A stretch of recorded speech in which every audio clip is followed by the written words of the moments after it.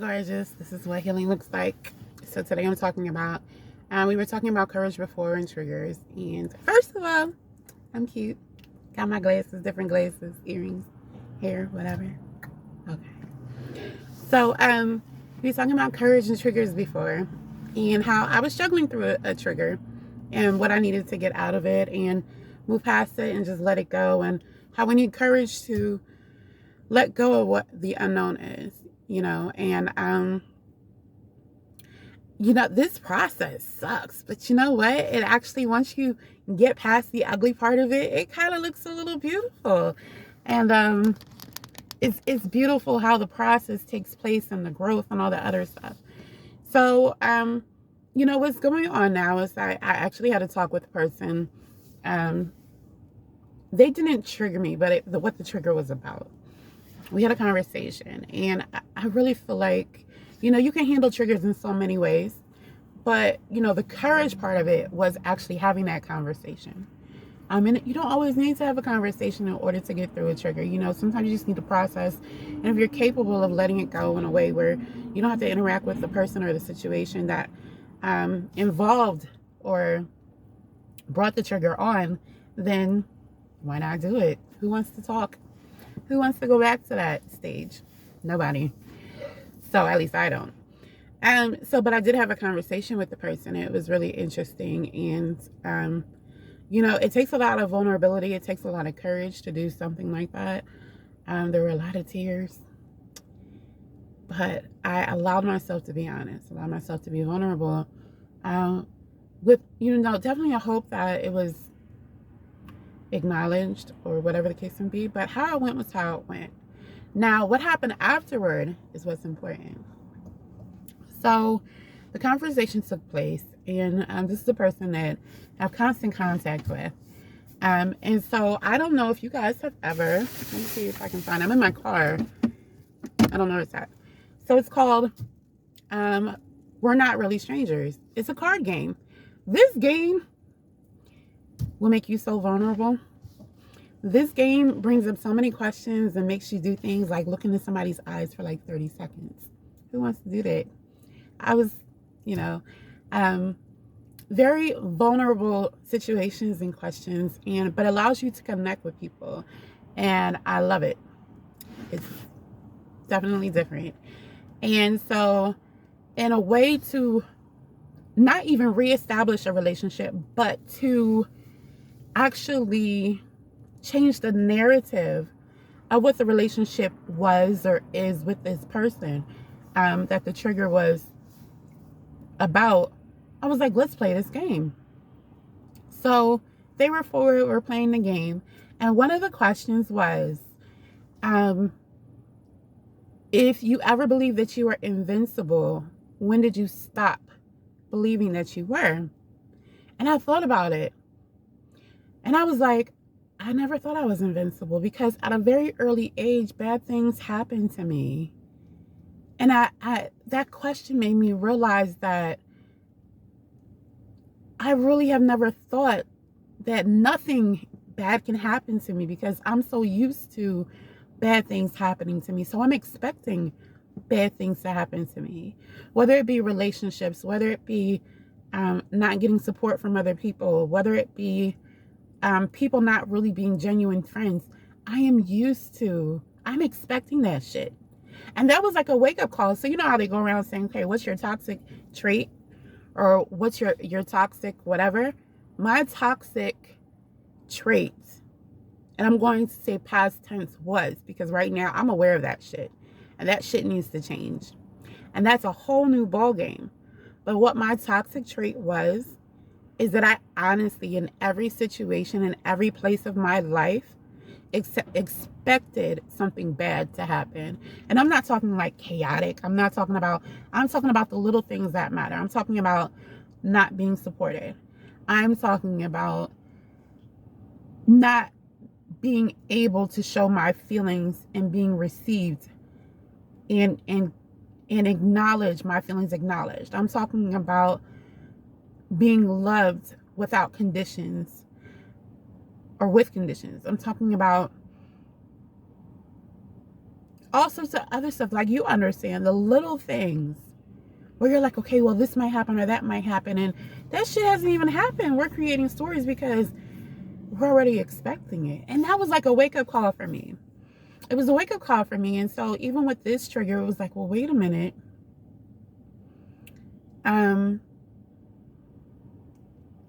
With this person, I am trying to, I'm not going to say try.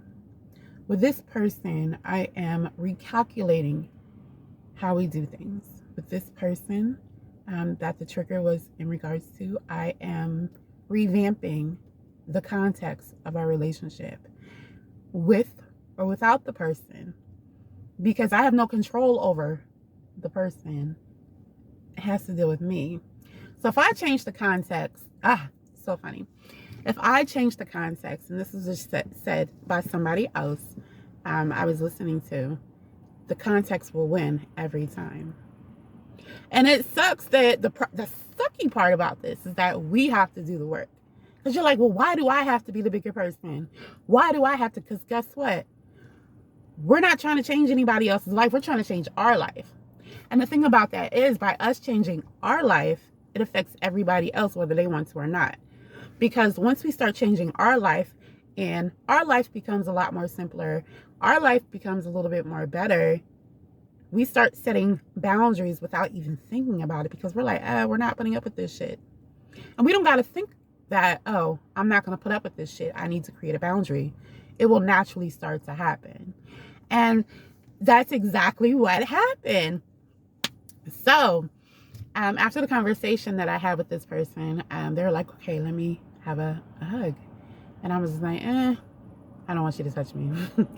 So, you know, I will always have feelings for this person.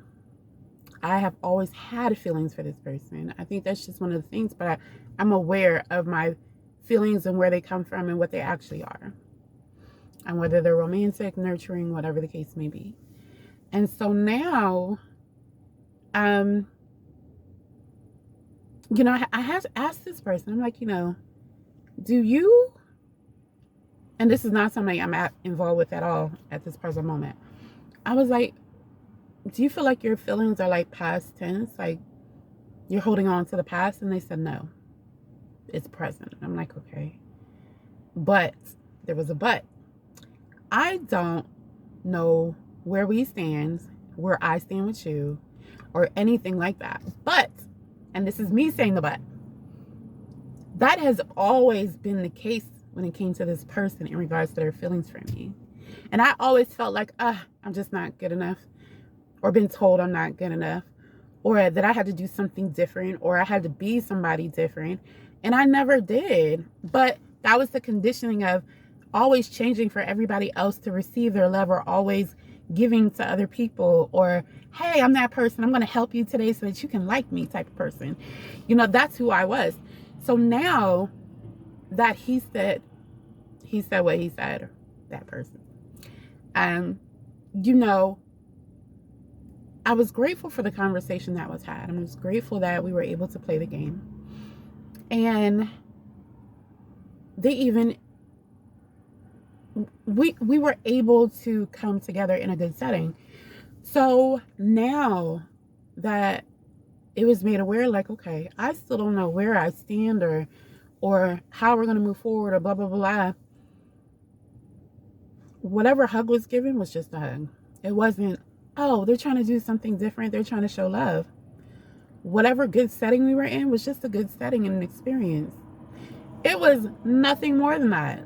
There's nothing attached to it as far as feelings, because, hey, they don't know what they want. So why am I attached to it? It was just a moment. And I think that's something that, you know, like I said, and this has happened over 2 days. I'm very proud of myself. We're expediting processes. But the thing is that I'm realizing whatever happens between this person and I is just an experience. Nothing needs to be attached to the experience, if that makes sense, like emotions, or, you know, whatever, I can still love the person. I can still care about this person regardless if we're in each other's immediate life or not in a romantic way. But I don't have to attach those feelings to whatever is done. That it's a response that this could work out, or this is where this person is. It's just an experience. And I think when we as people allow ourselves to just have experiences and allow it to be exactly what it is, instead of attaching the emotions to it, you know, because you know how it is. You meet somebody or you get back with somebody and it's like you have the whole life set up for the next 5 years. You have the whole rest of the year set up like, okay, we're going to go on vacation. We're going to do this. We're going to do that. And this is what it is to have no expectations. And that in itself is courage. The only expectation you should have is to say, this is an experience. And that's it. Don't in your mind figure out what is next. And that shit takes courage. I'm going to keep going back to courage, because just to sit there and just be in that moment. And I think my mentor has really been trying to get me to see this for the past 4 years. But I'm there. I think I'm getting there. Or I've arrived. So consider all of that. You know, and I know I've been all over the place, but consider the fact that you have the courage to confront your triggers, whether it be with yourself or you need to speak with the person that is involved in the trigger so you can get it out. Consider that part of this healing plan is separating your emotions from the experience and look at it just as an experience. And I think that will be a complete game changer. And then look at you and look at you for your toxic trait. Because relationships involve two people. And whether, you know, we always want to say, well, this person did this and this person did that. Somewhere in there, we did something to ourselves. And we have to be accountable for that and take responsibility for it. And I think once we do that and acknowledge it, that's when we're able to sit back and do that other part of separating our emotions from the experience.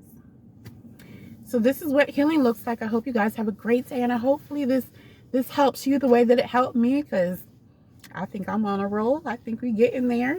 I can't wait for the next step. You guys have a great Wednesday. Bye.